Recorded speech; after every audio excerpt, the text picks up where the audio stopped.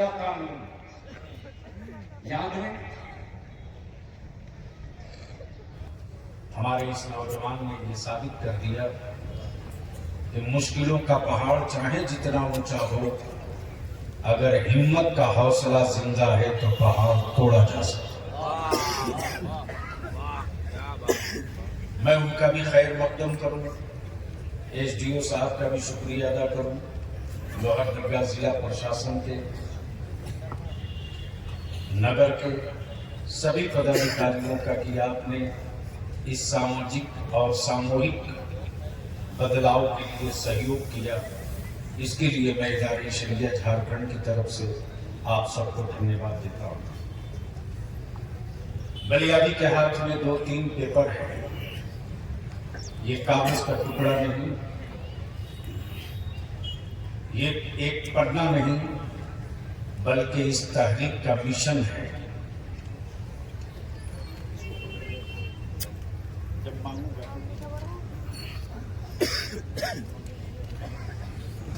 2 issue है। एक issue है मुसलमानों के मुआशरे से, इस पर उम्मीदवारों का कोई कंट्रोल नहीं, इसमें हुकूमत का कोई कंट्रोल नहीं। आप ये कहकर नहीं भाग सकते कि मैं क्या करूं।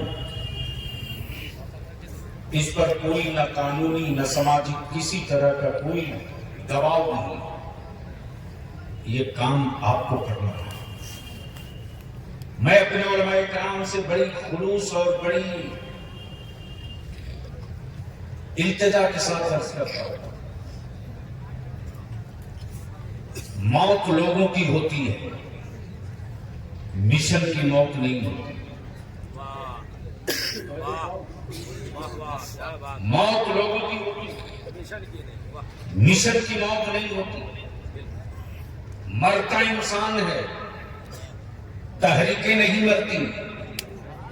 मरते लोग हैं, एजेंडा नहीं मरता। मरते कौमें हैं, इशू नहीं मरता। और तहरीक मुर्दे और पत्थरों के बीच नहीं चलती, तहरीक जिंदों के लिए है, जिंदों के बीच चलती है। इसलिए तहरीक का 2 पार्ट है। एक पार्ट मुसलमानों के मुआशरे से, एक पार्ट हुकूमत से। बलियामी पर रोज तरह तरह के पत्थर उठते रहे, लेकिन बलियामी ने कभी उन पत्थरों के मुकाबले में पत्थर नहीं चलाया। हम तो मजलूम हैं, हम मजलूम हैं। यकीनन हमारा भारत 75 साल की आजादी का जश्न मना रहा है,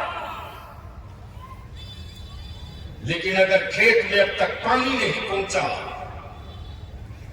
तो यह आजादी हवेलियों तक के लिए है, गरीब किसानों के चेहरे तक नहीं है। अगर दिल्ली, मुंबई, रांची, पटना में जश्न मन रहा है तो वो जश्न सत्ताधारियों के लिए, जिनके बच्चे गोबर और पत्थर चुन रहे हैं शिक्षा और तालीम से दूर होकर, वो आजादी उनके लिए नहीं है। इसलिए थोड़ी देर आपका वक्त लूंगा और हिम्मत होगी तो साथ देने का वादा करेंगे। इसलिए कि बलियाबी खूब जानता है कि भाड़े की फौज से जंग नहीं जीती जाती, 72 हुसैन का गुलाम मिल जाए तो मुल्क जीता जा सकता है। तो अगर साथ देने के मूड में हो तो जरा एक बार ऊपर से लेकर नीचे तक जो सड़क पर खड़े हैं वो भी, और जो मकान की छतों पर हैं वो भी, दोनों हाथ मुट्ठी बांधकर मदीने की सरकार को आवाज दो और मेरे साथ सदा लगाओ, लब्बैक या रसूल अल्लाह। आवाज बुलंद करो, लब्बैक या रसूल अल्लाह, लब्बैक या हबीब अल्लाह।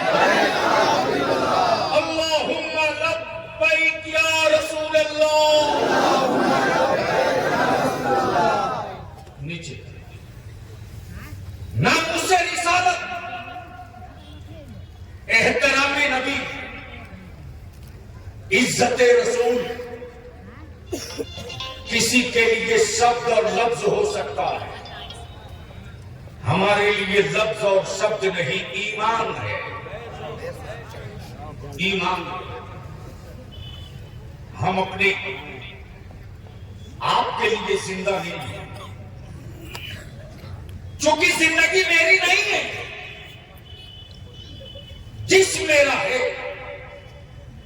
लेकिन मेरा नहीं है। मेरी जिंदगी, मेरा जिस्म, मेरी सांसें उस मदीने की सरकार की। लेकिन आज हमारे मुल्क के कुछ लोगों ने भारत के इतिहास पर धब्बा मार दिया। धर्मनिरपेक्ष भारत, गैर जानिब था भारत,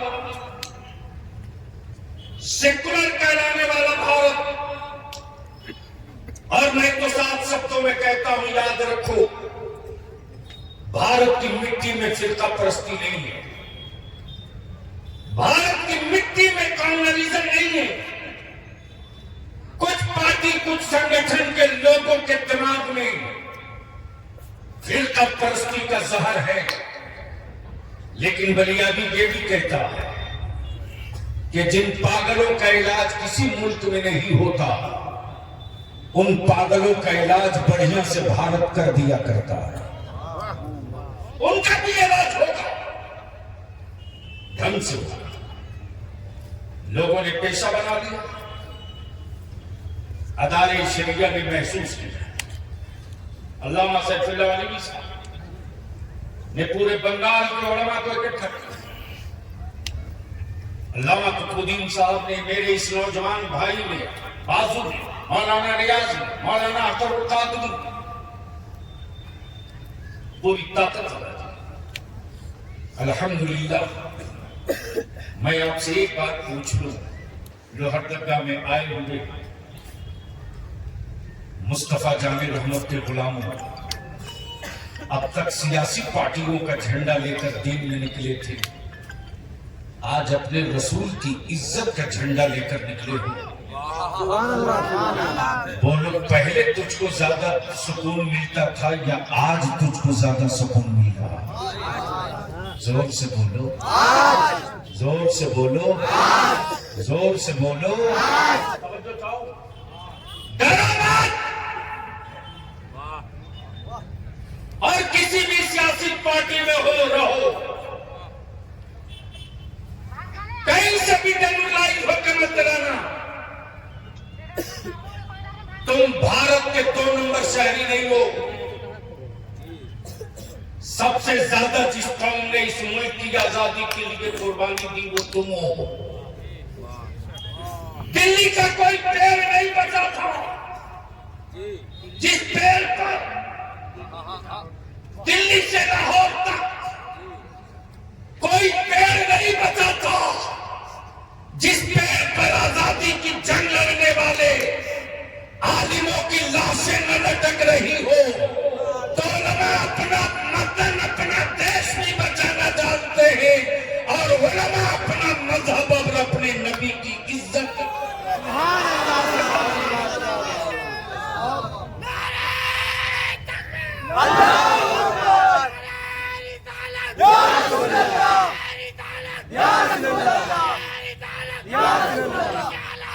जिंदाबाद, जिंदाबाद। कौन सी कसर छोड़ा आपने?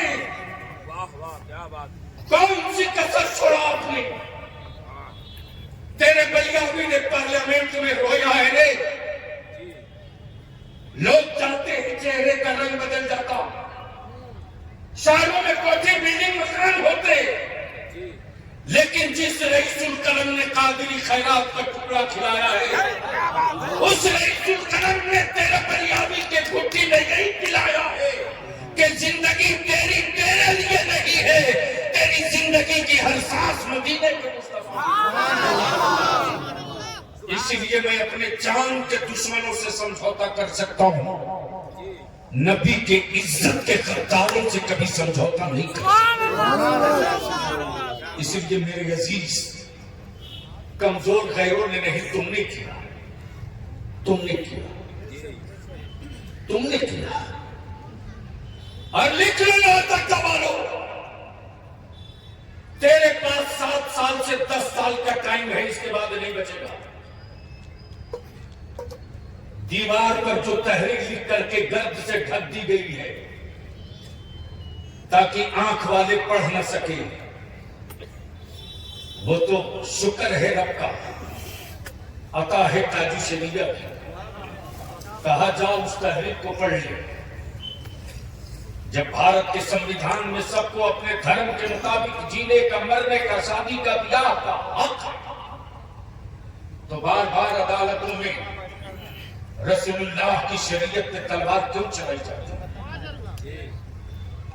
क्या बार बार मेरे आका की शरीयत पे तलवार चलती है? ठीक है हमारे एसपी साहब कि निकाह और शादी के मसले आप क्यों लेकर आते हो? जो काम तेरे उलमा से लेना चाहिए था तुझे, वो काम हमारे पास क्यों लेना? मैं अर्ज करूं, लोहरदगा और कीर्तनवास से आने वालों इस जन सैलाब में बलियाबी और इदारे शरीया की तहरीक के मिशन का एक गांठ बांध के जाओ। बेटी किसी की हो, मजहब चाहे जो हो, धर्म चाहे जो हो, बिरादरी चाहे जो हो, जात चाहे जो हो, अगर वो किसी की भी बेटी हो और उसकी इज्जत में मंचले और लफंगों से खतरा हो, तो उस वक्त तुम अपनी जान सका देना और उस बेटी की इज्जत की हिफाजत कर लेना। और इज्जत की हिफाजत करके बता देना कि भारत वालों, मैं मोहम्मद रसूलुल्लाह का गुलाम हूं। वो लोग होंगे जिन गरीबों के बीच में बेटियों की इज्जत सुरक्षित न रहे। मैं मुस्तफा का गुलाम हूं, जान पर खेल करके भी भारत की बेटियों की इज्जत बचाना जानता हूं। ये मेरे नबी का पैगाम है, इज्जत बचाओ। अल्लामा सैफुल्लाह अज़ीमी साहब ने पूरी गुफ्तगू का हिस्सा रख दिया, हमारे उलमा ने पूरी तफसील कर दी। मैं तो सिर्फ खड़ा हूं कि 2 कानून बना दो, 2 कानून, सिर्फ 2 कानून। एक कानून मेरे रसूल की इज्जत के लिए, एक कानून मेरे मुस्तफा की इज्जत के लिए।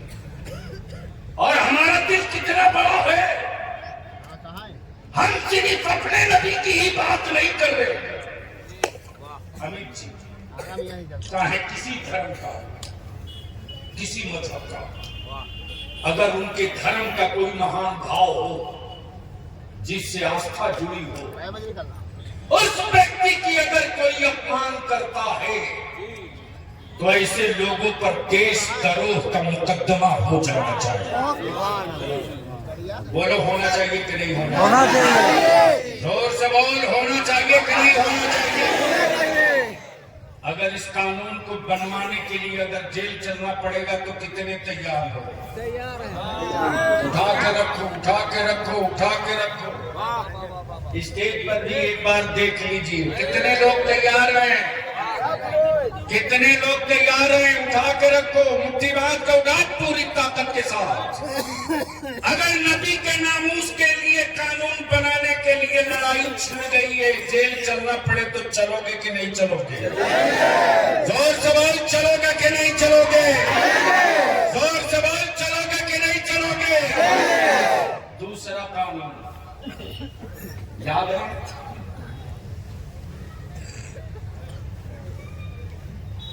एसडीओ साहब इस वक्त डीसी साहब का पावर लेकर आए और अफसर साहब ने बताया कि डीसी साहब ने इनको ऑथराइज किया है कि मेरे गायबाने में आप खुद जाओ, मेरा पावर लेकर। एक प्रस्ताव है जो तनहा बलियाबी के नहीं, पूरे जनता का। तो कागज तो हम आपको भेजेंगे नहीं, दे ही देंगे, लेकिन आंख से भी देख लीजिए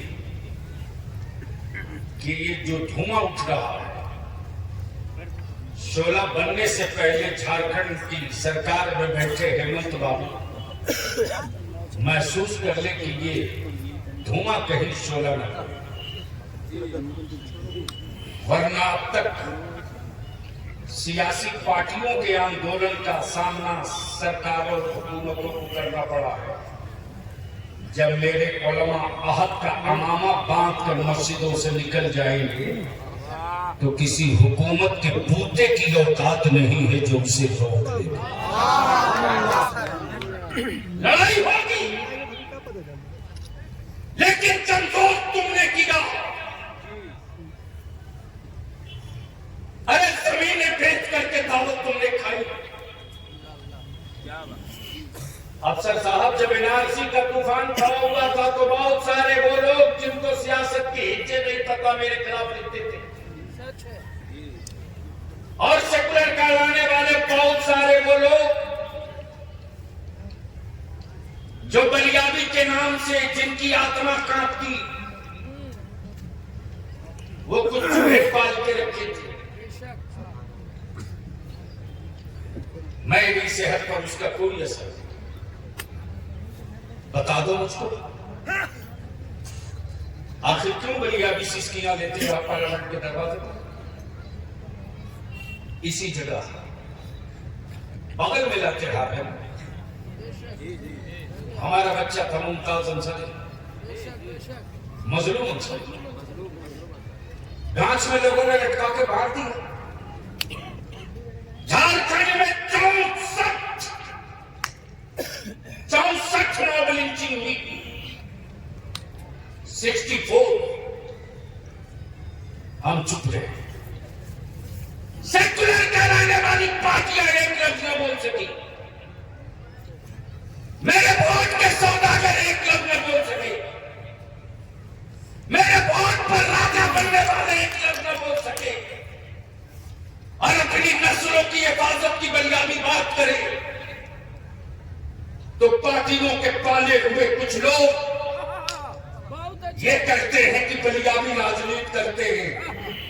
सुनो सुनो, इलाका सियारों का हुआ करता है, मुस्तफा के गुलामों का इलाका नहीं हुआ करता है। उसके लिए बहुत जमीन है, और दाल रोटी के लिए सियासत के लिए होते तो मेरे पास भी 10-20 शहर में गाड़ी जमीन और मेरे दरवाजे भी सीबीआई कुछ न कुछ लेके आते रहते। लेकिन मैं तो बिल्कुल खम ठोक के कहता हूँ, हिम्मत होते एक बार आके दिखाओ। याद करो पुराने लोग, लोहरदगा के पुराने लोग याद करो, जब यही अलग राज की लड़ाई चल रही थी अफसर बाबू, तो मुझे याद है कि तालाब के बगल में हेलीकॉप्टर से मैं शिबू जी के साथ आया था। पुराने लोगों से पूछा, मैंने पद याद रखा, मेरे भी पैरों में छाले थे, मैं भी कई दिनों तक गर्म पानी में पैर डालता था, इंटरनेट पानी पर, इसके लिए कि जब अलग राज बनेगा तो सबके बच्चों के चेहरे पर मुस्कुराहट आएगी, तो हमारे बच्चों के चेहरे पर भी मुस्कुराहट आएगी। लेकिन आज पूरे लोहरदगा में एक भी माइनॉरिटीज का गर्ल्स कॉलेज नहीं, एक भी माइनॉरिटीज के लिए कोई ऐसा स्कूल नहीं जहां मेरी बेटियां जाकर पढ़ सकें। और कुछ लोगों ने तय कर लिया है मेरी बेटियों को आवारा बनाने के लिए। मैं कहता हूं, अगर मर्द हो तो निकाह में तुमने कबूल किया था, रोटी तुम खिलाओगे, कपड़ा तुम पहनाओगे, इलाज तुम कराओगे, घर में रहने का जगह तुम बनाओगे, मकान तुम तैयार करोगे। तुम्हारी बीवी नौकरी या बिजनेस नहीं करेगी। अगर मर्द हो तो उठकर जाते जाते ये तय कर लो कि अब तक कारोबार या किसी काम के लिए बेटियां या बीवियां बाहर जाती थी, अब वो नहीं जाएगी। वो घर में बच्चों को हुसैन का गुलाम बनाएगी, मैं उन बच्चों के लिए रोटी कमा खिलाऊंगा। खबर आ चुकी, एसडीओ साहब, एक स्कूल था यहाँ जहां उर्दू में पढ़ाई होती थी। कौन सा स्कूल था? नदिया हिंदुत्व विद्यालय, वहां पढ़ाई होती थी, वो भी बंद। जितना उर्दू मकतब था सब बंद। बलियाबी कहता उर्दू मुसलमानों की जबान नहीं है, उर्दू भारत की आजादी की जंग लड़ने वाली जबान है। तुमने क्या सोचकर अगर इसको दफन किया है कि उर्दू को खत्म कर दो, यह मुसलमानों की जबान है, तो तुम इतिहास के पन्ने पर मुंह पर काली पोत रहे हो। यह उर्दू मुसलमानों की जबान नहीं, यह उर्दू हिंदुस्तान की आजादी की जंग लड़ने वाली जबान है। शेर सुनाते हैं भाषण में, चुनाव के टाइम उर्दू में मियां खुश। बोलो सही है कि गलत? अरे जोर से बोल। और ये भी कहते हैं कि उर्दू बड़ी मीठी जबान है, उर्दू बड़ी मीठी जबान है बोलते हैं, लेकिन सदन में जब जाते हैं जीत कर तो वैसे ही उर्दू से बचते हैं जैसे कोई डायबिटीज पेशेंट चीनी से बचता है।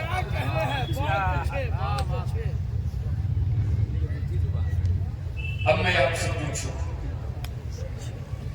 ईमान से और ईमानदारी से जो रोड पर खड़े हो मेरे अजीज, मैं जानता हूं कि तुम बलियाबी से बहुत मोहब्बत करो, हमारे एक एक आलिम से तुम बहुत मोहब्बत करते हो। इसी मध्य प्रदेश में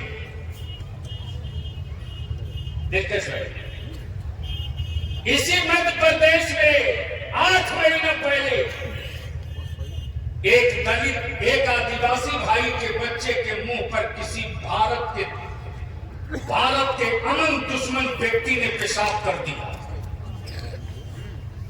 बोलो किया था कि नहीं? जोर से बोलो किया था कि नहीं? तो उसके खिलाफ पूरा भारत का हर व्यक्ति खड़ा हो गया था कि नहीं? अरे बोलो ना। हर इलाके से संगठन विरोध में सड़क पर हर सेकुलर पार्टी का नेता चीज कर बोलने लगा गलत हो रहा।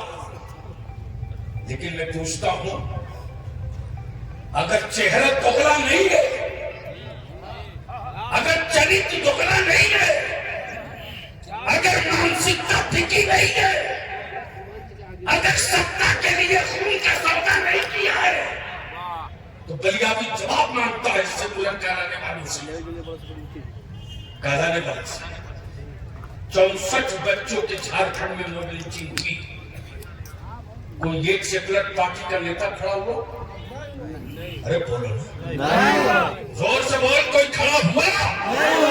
क्या नहीं खड़ा हुआ? इसलिए तो उसे मालूम है कि मुसलमान तो विकलांग हो चुका है, ये क्या बिगाड़ेगा?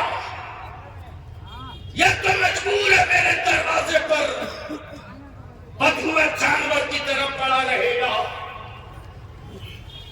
लेकिन इदारे शरिया की तहरीक बेदारी जो निकला है झंडा लेकर, उलमा की जो फौज निकल पड़ी है, वो ये बताने के लिए कि उम्मत रसूल के बच्चों को बदुआ मत समझना। जब हम कुफ्र की गिरहें खोल सकते हैं तो अपने मुस्तकबिल की राहें भी पैदा कर सकते हैं, अपने मुस्तकबिल के रास्ते भी बना सकते हैं।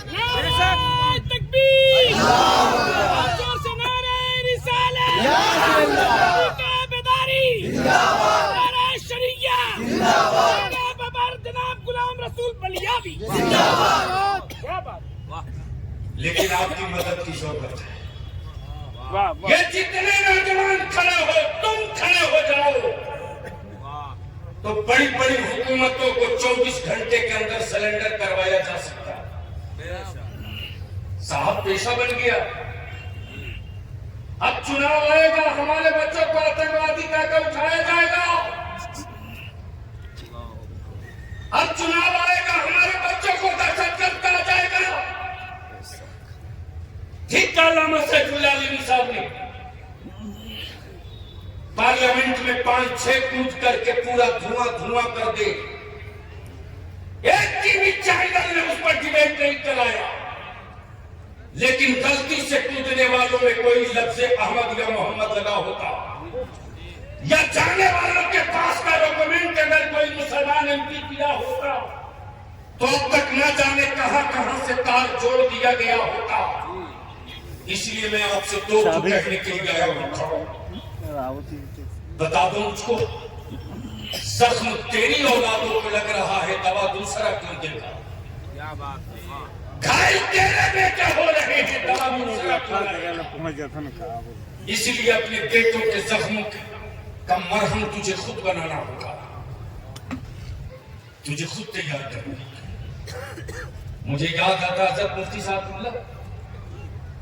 इसी मध्य प्रदेश में हमारे 8 बच्चों को ले जाकर पहाड़ पर इनकाउंटर किया गया था। 8 बच्चों, उस वक्त बलिया भी एमपी था। जब मालूम हुआ कि 8 बच्चों का इनकाउंटर हुआ है, और ये कहकर कि वो जेल से भाग रहे थे ताला तोड़, और ये भी कि लकड़ी की चाबी से ताला तोड़ रहे थे। मैं गया था, होश में आ मुसलमान को कहां आया मुझे? जब मैं जेल के अंदर गया हूं, दरवाजे पर तुझे से लगता था बलिया भी कोई आतंकी, इतनी सिक्योरिटी और फोर्स डाल दी गई। जब मैं बच्चों से मिलकर लौट रहा था, तो मैंने जेल सुपरिटेंडेंट से कहा, वो जरा चाबी दिखाएंगे लकड़ी वाली जो सीज की है, जिससे बच्चे हमारे ताला खोल रहे थे, दिखा दीजिए। मेरे अजीज, जैसे ही जेल के दरवाजे से बाहर निकला हूं, कौमी इत्तेहाद मोर्चा के कुछ बच्चे, उसमें से एक बच्चे ने कहा कि बगल में एक औरत खड़ी है, गोद में बच्चा लिए हुए, वो आपसे मिलना चाहती है। मैं करीब गया, मैंने कहा बोलो क्या बात है? मेरी कौम की वो बेटी आज भी बलियानी अपने को रोक नहीं पाता, उसकी गोद में 3 माह का बच्चा है। जवाब थी उस बेटी ने कि मैं अखबार में कभी कभी आपको पढ़ती थी, टीवी पर कभी कभी देखती थी, मुझको मालूम हुआ कि आप आए हैं, तो मैं अपने शौहर से इसी जेल में मिलने आई हूं। आज करीब 1 साल होने जा रहा है। मेरे शौहर को आतंकवादी कहकर जेल में डाल दिया गया। मेरा शौहर ही अकेले था जो रोटियां कमाता था। आप हमें बता दो कि अपने बेटे की परवरिश के लिए मैं भीख मांगू या अपने शौहर के रिहाई के लिए मुकदमा लड़ने के वास्ते भीख मांगू? जितने बच्चों को आतंकवादी करके पकड़ा इन्होंने,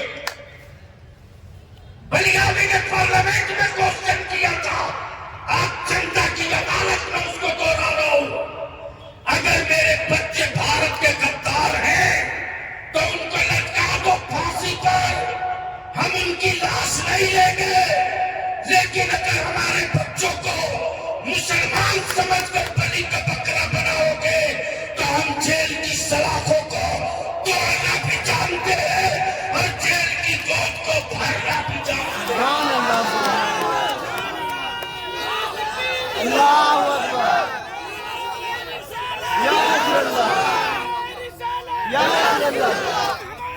जिंदाबाद जिंदाबाद। बना दो फास्ट ट्रैक कोर्ट, बनाओ फास्ट ट्रैक कोर्ट, बनाओ फास्ट ट्रैक कोर्ट, डिसाइड कर दो 1 हफ्ते के अंदर, 1 हफ्ते के अंदर तय कर दो। सारी जांच एजेंसियां तुम्हारे पास से कर दो, ईडी तेरे पास, एनआई तेरे पास, सीबीआई तेरे पास, सीआईडी तेरे पास। हुकूमत चाह जाए कोई पत्ता हिल जाए, मुमकिन नहीं, मुमकिन नहीं। अगर सड़क के कुंडों को कानून की रस्सी लगा दी गई होती तो भारत में किसी धर्म किसी मजहब की बेटियों की आबरू नहीं होती। तब इदारे शरिया ने तय किया दो कानून, एक कानून नबी की इज्जत के लिए और दूसरा कानून, अब तो ट्रेनों में चलना मुश्किल हो रहा। देखा अहमदाबाद से मुंबई जाते ट्रेन में वर्दी पहना हुआ, कपड़े तो सब पहनते हैं यार, कपड़े सब पहनते हैं, लेकिन अशोक स्तंभ का शेर वाला मेरा जवान अगर वर्दी के साथ चौराहे पर एक खड़ा तो जिस बाइक वाले के पास पेपर और कागज नहीं है रास्ता बदल लेता है। क्यों? आदमी का डर नहीं है, वर्दी का डर है।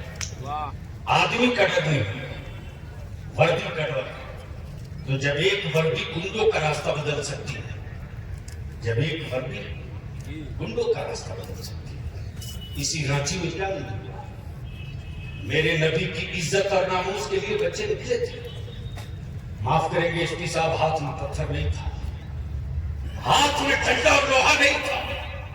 और मैं आज भी कहता हूं इंक्वायरी करा दो अदालत से, आज भी कहता हूं इंक्वायरी करा दो अदालत से। दूध का दूध पानी का पानी हो जाएगा। उल्टे 4000 हमारे बच्चों पर एफआईआर हुआ। तब मैंने मौलाना फखरुद्दीन से कहा अपने छोटे भाई से जाकर बात करो हुकूमत से, कितनी गिरफ्तारियां लेने के बाद हुकूमत का कलेजा ठंडा होगा। मैं आता हूं रांची में, कितनी गिरफ्तारियां लेकर बता लो। मस्जिदों से जब मेरा इमाम निकल चुकेगा तो जेलों की साइज छोटी हो जाएगी, नबी की इज्जत बचाने वाले बच्चे निकले थे। पुलिस वाले बुलाए और बुला करके बोले तुम जाओ। हमारे बच्चे जब जाने लगे तो 2147 से मारा, 2147 एक मैंने की आवाज नहीं निकली,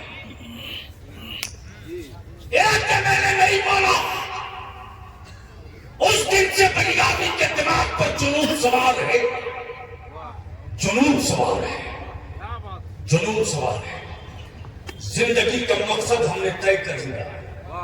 अगर कोई सत्ता के लिए अपने परिवार के राजपाट के लिए जी सकता है तो बलियामी भी अपने नबी के नामूस और अपने बच्चों के मुस्तकबिल के लिए फांसियों की रस्सियां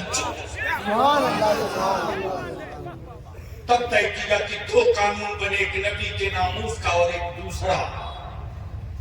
जिस तरह दलित भाई आदिवासी भाई के बच्चों के बीच में विश्वास पैदा करने के लिए दलित एक्ट बना है। अफसर साहब है किसी बहादुर की हिम्मत जो किसी दलित भाई की जमीन पर कब्जा कर ले, गाली दे दे, उसकी जात का नाम लेकर बुरा भला कह दे।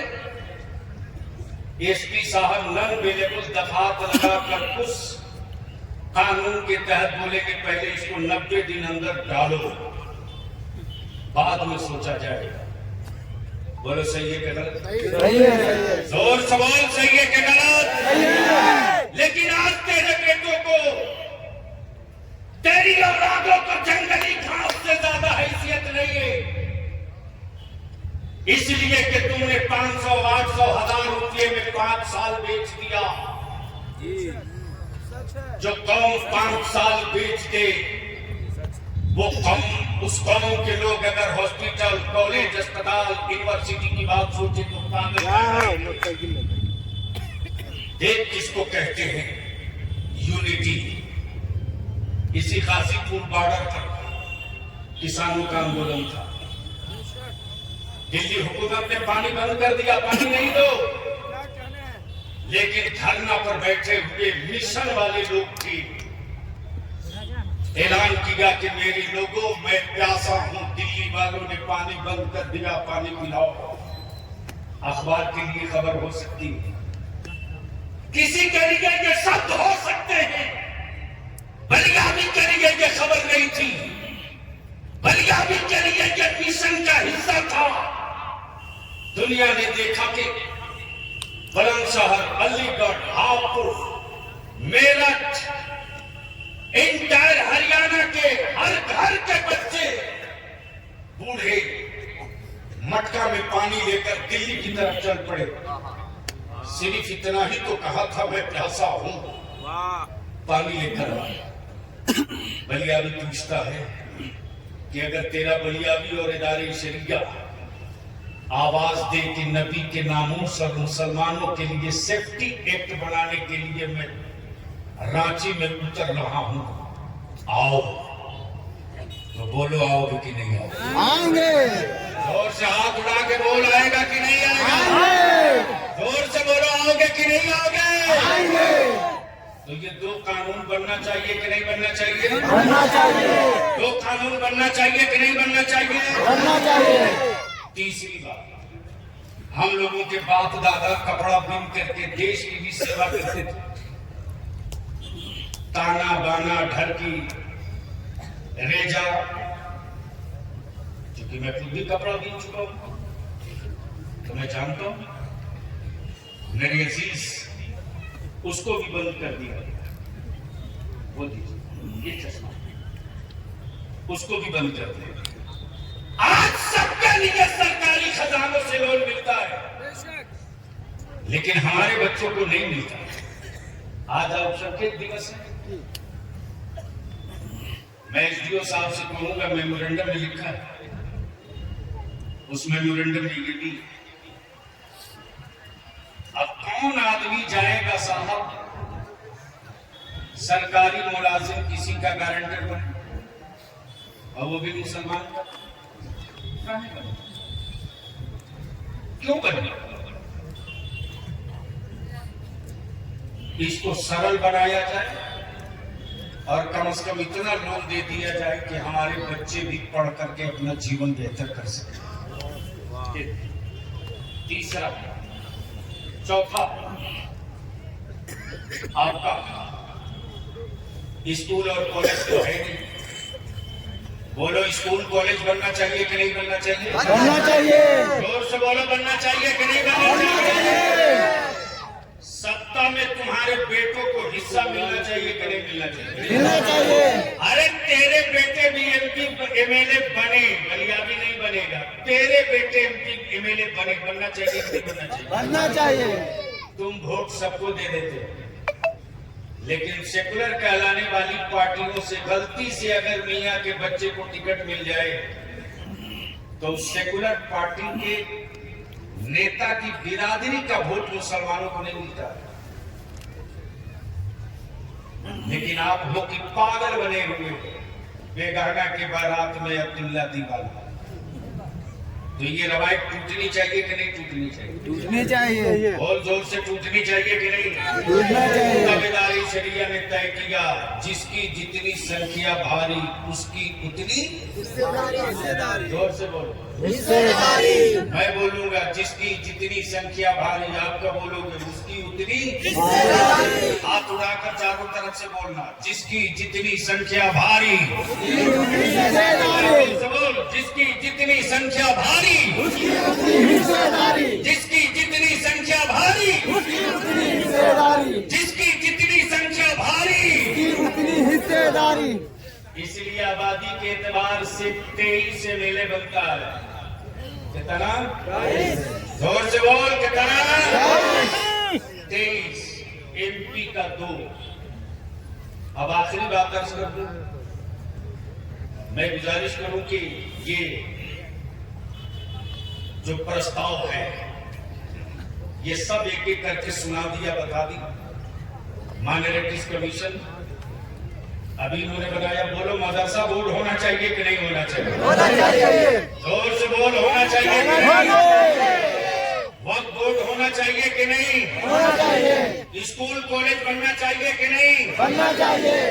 तुम्हारे बच्चों के लिए भी गवर्नमेंट की तरफ से कोचिंग का इंतजाम होना चाहिए कि नहीं?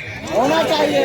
लोन मिलना चाहिए कि नहीं? मिलना चाहिए। हैंडलूम को फिर से दोबारा जिंदा करना चाहिए कि नहीं? करना चाहिए। मैं अफसर कुरैशी साहब से, मौलाना उद्दीन साहब से, अल्लामा सैफुल्लाह आलिमी साहब से, मौलाना रियाज साहब से, गुजारिश करूंगा कि ये आवाम की अदालत है। अब ये बताओ कि ये सारे मांग से आप इत्तेफाक रखते हो? अरे बोलो, इस मांग से सहमत हो? सहमत है। जोर से बोलो, इस मांग से सहमत हो? सहमत है। अगर सहमत हो तो ऊपर से लेकर नीचे तक, गैलरी से लेकर के सड़क तक सब हाथ उठाकर बताओ हमको, क्या इस प्रस्ताव से आप सहमत हैं? सहमत है। सहमत हैं? सहमत है। ये डिमांड भेज दिया जाए, ये डिमांड सीएम को भेज दिया जाए। हेमंत बाबू, ये बलियाबी की आवाज नहीं है, ये झारखंड के अल्पसंख्यकों की आवाज और डिमांड है। 4 साल कंप्लीट हो गए, 5वां साल होने जा रहा। जो वक्त बचा है उससे पहले ये सारी शर्तें मान के कर दीजिए, वरना आने वाले दिनों में आपके पास समय होगा, मुसलमानों के पास आपकी सुनने के लिए कोई समय नहीं होगा। तब बोलो, उस वक्त अगर बलियाबी कोई फैसला ले तो मानोगे कि नहीं मानोगे? जोर से बोल, मानेगा कि नहीं मानेगा? फिर दाएं बाएं और छुछुंदर बिल्ली दिखाकर डराने वालों से डरना मत, खौफजदा मत होना। तो मैं गुजारिश करूंगा कि ये जो चीफ मिनिस्टर को देना, ये मेमोरेंडम में सीओ साहब के हवाले कर दीजिए, ताकि ये डीसी साहब को ये फॉरवर्डिंग कॉपी लगाकर झारखंड हुकूमत को भेज दे, बस जल्दी से आ जाएगी। 1 मिनट का और काम बच गया है। और इस वक्त तो लोहरदगा वालों, इससे बढ़कर खुशकिस्मती क्या होगी कि इस वक्त वो पीर आए हैं। आगे आप लोग बैठे, बल्कि मैं लगा रहा हूँ, आप भी जवाब दे। नारे तकबीर, लगा जोर से, नारे तकबीर, नारे रिसालत, नारे शरीयत जिंदाबाद, तारीख बेदारी, जिसकी जितनी संख्या भारी, जिसकी जितनी संख्या भारी, उसकी उतनी हिस्सेदारी। खाली छपाक काला नहीं आती। बस लास्ट 1 मिनट, बस 1 मिनट, एवटा जल्दी बैठ जाओ, जल्दी प्लीज। अफसर भाई बैठ जाइए, 2 मिनट बैठ जाइए। ये आपसे मैंने कहा था कि गांव के सदर सेक्रेटरी मुतवल्लियान कहाँ? ये जितने गांव के सदर सेक्रेटरी और मस्जिदों के मुतवल्ली आए हैं, सदर अंजुमन के लोग आए हैं, आगे आइए, जल्दी से मेरे सामने आगे आ जाइए। स्टेज पर 1 मिनट का टाइम है, 1 मिनट का, बस जल्दी से सामने में आ जाइए। माला लेकर नीचे भेजिए, नीचे नीचे नीचे नीचे। सदर सेक्रेटरी आ जाए, सदर सेक्रेटरी अंजुमन के सदर सेक्रेटरी, मस्जिदों के सदर सेक्रेटरी, के पंचायत के, सिर्फ अंजुमन के गांव के अंजुमन के सदर सेक्रेटरी जल्दी आ जाए, जल्दी। ओए कोई साहब जाएंगे नहीं? मस्जिद कमेटी के कोई साहब अभी जाएंगे नहीं? नहीं, अभी एक काम और बाकी है। आप सब बैठिए, पीरे तरीकत खलीफे हुजूर मुफ्ती आज़म हिंद, आप सब बैठे, जिनके मुरीदों में उलमा की फौज है, अल्हम्दुलिल्लाह उनकी दुआ होगी। करेक्शन करके झारखंड, आप बैठे, आप बैठे, बैठे आप, बस इधर घूम जाएंगे, इस तरफ घूम जाएंगे। हाँ जल्दी नीचे, अफसर भाई नीचे, मौलाना रियाज साहब जल्दी नीचे, आप भी नीचे आइए जल्दी से। एक लाइन से बढ़ाते चलिए, बढ़ाते चलिए, जल्दी जल्दी बढ़ाइए, जल्दी जल्दी प्लीज। वही कर, ये जितने सदर सेक्रेटरी हैं, ये जितने सदर सेक्रेटरी उनको हार और फूल देकर उनका इस्तेमाल किया जा रहा है। अभी रुको, अभी खत्म नहीं हुआ है, प्लीज कोई नहीं जाएगा, कोई नहीं जाएगा, रुको मेरे अजीज, अभी रुको, अभी बाकी है, असल काम तो अब शुरू हुआ है। जल्दी जल्दी पहनाइए, जल्दी जल्दी। ये जितने अंजुमन के सदर सेक्रेटरी आए हैं, जिनको मजमे में तहरीक बेदारी की तरफ से माला पहनाकर अफसर कुरैशी साहब और पूरी टीम इस्तेमाल कर रही है, मैं इनसे पूछता हूँ, ये जितने अंजुमन के सदर सेक्रेटरी हैं, ये बतावें कि क्या जहेज खत्म होना चाहिए कि नहीं होना चाहिए? जोर से बोलो, खत्म होना चाहिए कि नहीं होना चाहिए? जोर से बोलो, तिलक जहेज खत्म होना चाहिए कि नहीं होना चाहिए? आप साथ दोगे?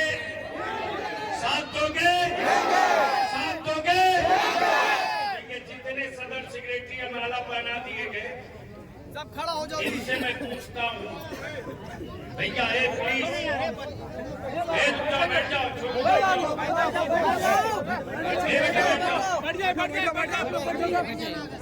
आप लोग बैठ जाइए ना, बैठ जाओ, सब बैठ जाओ। कोई नहीं जाएगा, कोई नहीं जाएगा। ए बाबू भाई बस करो, बैठ जाइए, बैठ जाइए, बैठिए, बैठिए, बैठिए, बैठिए। लोग खड़े हैं, अफसर भाई प्लीज, ये जितने लोग अंजुमन के सदर खड़े हैं, सेक्रेटरी खड़े हैं, मैं आप लोगों से पूछता हूँ कि आप लोग ये बतावें कि क्या जहेज, तिलक, बाजा, पटाखा और डीजे बंद होना चाहिए? सदर सेक्रेटरी बोले बंद होना चाहिए। आप लोग साथ देंगे? तो सबसे पहले आप लोग अपने गांव में ऐलान कर दीजिए कि मेरे खानदान रिश्तेदार में कोई, मेरे गांव में अगर कोई डीजे, बारात, पटाखा लेके जाएगा, अंजुमन के लोगों, गांव के लोगों सुन लो, हमारी मस्जिद का इमाम निकाह नहीं पढ़ाएगा। नहीं पढ़ाएंगे। पक्का? पक्का। जोर से बोले पक्का? पक्का। और अगर कोई जहेज और डिमांड लेकर के आएगा तो उसकी बारात में आप लोग दावत में खाना खाने जाएंगे? जाएंगे? जाएंगे? और अगर चुप्पे चुप्पे ले तो कैसे पता चलेगा? पता लगा के नहीं जाएंगे। बल्कि उसके बारे में अगर पता करना फोन करके कि कौन बाप अपने बेटे को एक मोटरसाइकिल और 3 लाख में बेचा है, उसका कार्ड जब शादी का आवे तो ले लेना और उस पर लिखना कि मैं इसके बारात में जाता, लेकिन इसने अपने बेटे को 3 लाख रुपया और एक मोटरसाइकिल में बेचा है।